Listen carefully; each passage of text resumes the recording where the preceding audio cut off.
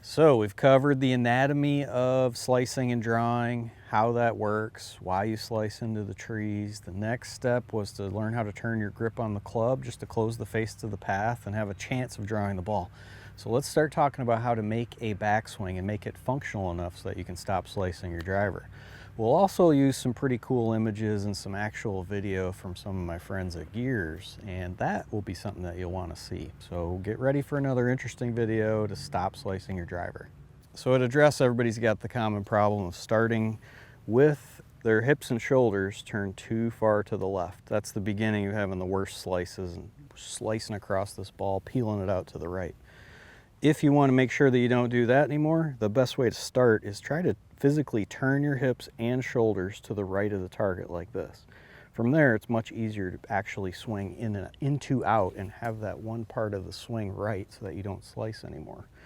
Now, we've measured so many golfers at GOLFTEC, and out of that, we've measured hundreds of tour players.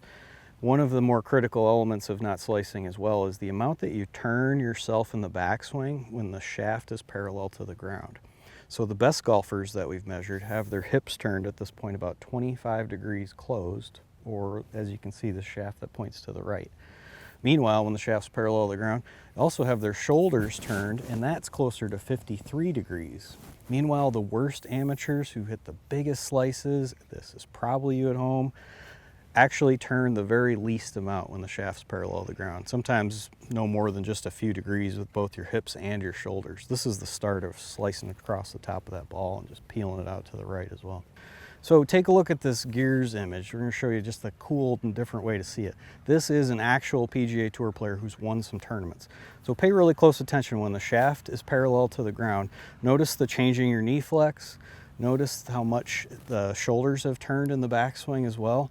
And notice also how the path of the hands is like moving inward, kind of behind you. They're getting ready to help you swing into out and help you draw these balls. So as the avatar here keeps moving up a little bit higher, you'll notice that when their left arm's parallel to the ground, how many degrees they've turned themselves. You can see a lot of the chest, a lot of the knee flex looks very different. That's the start of not slicing a golf ball.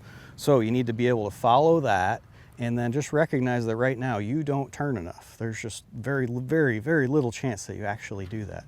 Do it more when you go practice. Simple way to do it is just follow the description you saw of the avatar there. Start changing your knee flex, straighten your right leg in the backswing, flex your left knee. That makes it much easier to turn. And if you can turn your hips, then it's really easy to turn your shoulders.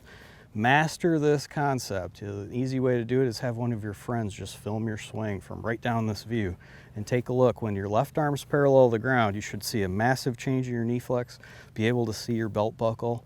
That's the start of being able to turn and not slice across this ball.